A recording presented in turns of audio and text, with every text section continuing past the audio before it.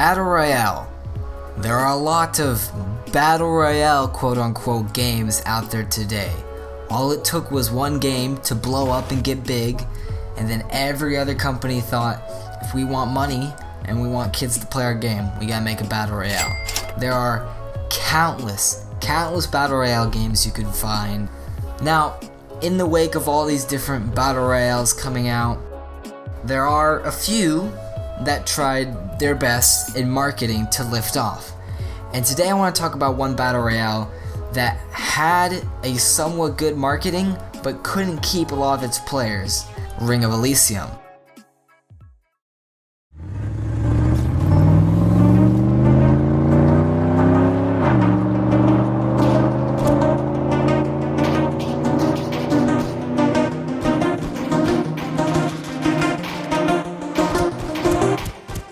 A large majority of people might know what this game is. Ring of Elysium is just your standard Battle Royale, kind of like a PUBG Battle Royale, I guess, but with gliding, kites, all this other stuff. It's just your typical Battle Royale. Now I want to talk about why it got so much attention at first, because you can see, if you look at the Steam charts, when it came out, it wasn't getting a lot throughout May, and then right around August, it really blew up. August, October, and November, the game started to really blow up in numbers, and then it just went down to like absolutely nothing.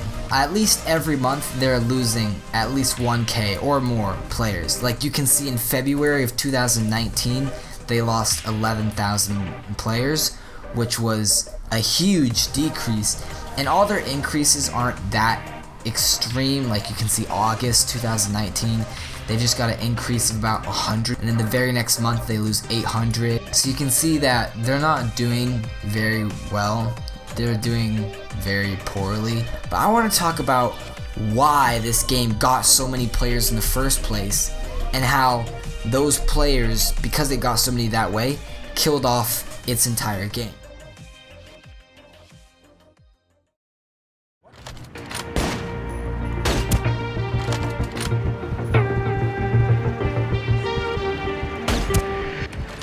Now, the way this game marketed was very interesting. There were a few ads, like Google AdSense ads, that are out there and they were put out there, but those don't normally get a lot of players or anything. What really helped was Ring of Elysium did a lot of sponsored videos with YouTubers, so they would go out to YouTubers and ask them to play their game, right, and do sponsored videos. A big YouTuber, Swagger Souls, who has like 4 million subscribers, he did a Ring of Elysium game that got around 2 million views in November, which is around the same time the game started getting a lot of players. Same as like Fitz on his second channel, he did a video that got 3.5 million views for Ring of Elysium, and that was around the beginning of October, and that really boosted Ring of Elysium as well. There are a lot of other YouTubers as well that did videos for Ring of Elysium, and Ring of Elysium paid them, I guess, to do sponsored videos. Not that there's anything wrong with sponsored videos, they're completely fine. And this was the way that Ring of Elysium did marketing. They thought to themselves, if we want to get younger kids, or if we want to get a younger audience, I guess, we would market on YouTube, because the majority of people using YouTube are mostly within the teenage years, younger, normally a bit younger, and it worked. They got a load of players. They got a lot of players. Not like CSGO a lot, but they got a lot for a game that has a developer that literally almost nobody knows.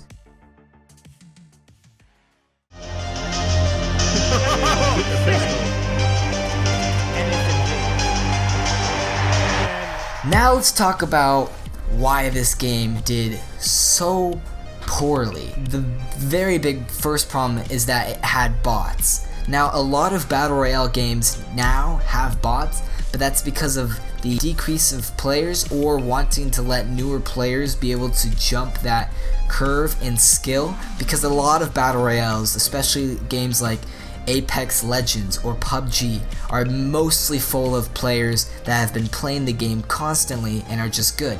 And it becomes this point where new players can't come into the game and really learn, because new players will just be discouraged because they just get destroyed every time. So a lot of battle royales have been adding bots. Apex hasn't added bots yet, but games like Fortnite has bots now, PUBG Mobile has bots, and PUBG for the PC is also getting bots fairly soon. But Ring of Elysium, just right off the bat of release, had a lot of bots. The second problem the game had is that the game had a really funky terms of condition. A lot of players found this out just by reading it when first logging into the game, and that got the game a lot of not recommended reviews on Steam at first, because the terms of condition, they wanted a lot of personal information about the user's computer and a lot of other things about their Steam account, and so it just didn't do too well just because of that. Another thing that didn't help it out probably was gameplay. The game was very buggy.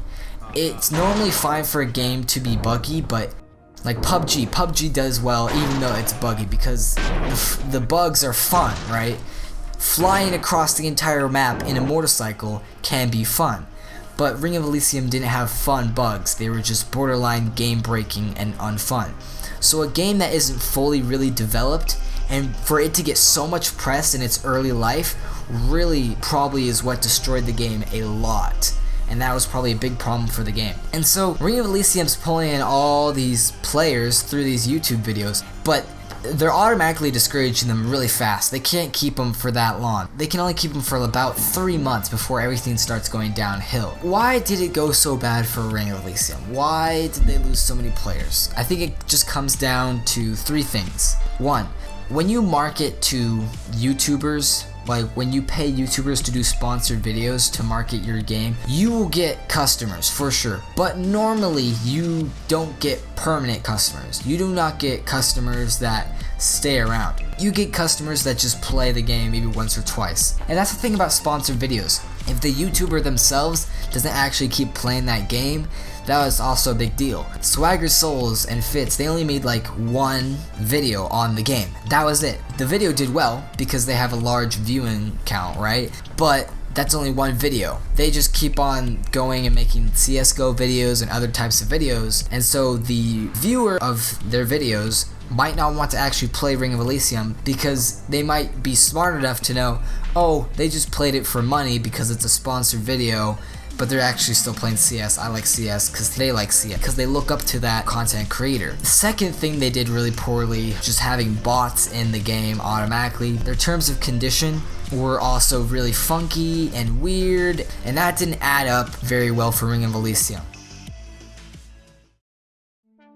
Ring of Elysium now, you can tell they've changed a lot since Swagger and Fitz and other YouTubers have made videos on Ring of Elysium. The game is at the core the same, but they seem to be changing a lot of things, adding new vehicles, but then removing a lot of other vehicles. And so there are quite a few reviews you can see where people are going, oh, where's the other stuff? Where's this? Where's that?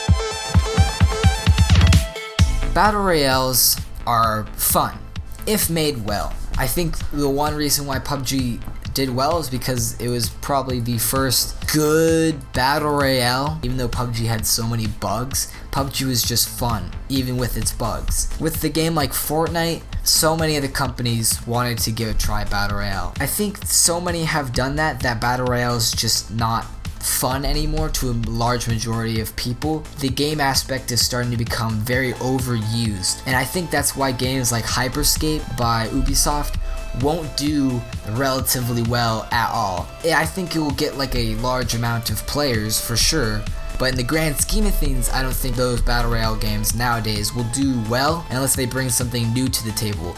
That's why Apex Legends did so well at first, because it was completely new and had completely new ideas. But unless a Battle Royale game can make something groundbreaking, it's not going to do well. And that's why Ring of Elysium didn't do well, because when you look at it, it really is just a PUBG clone. And that's it.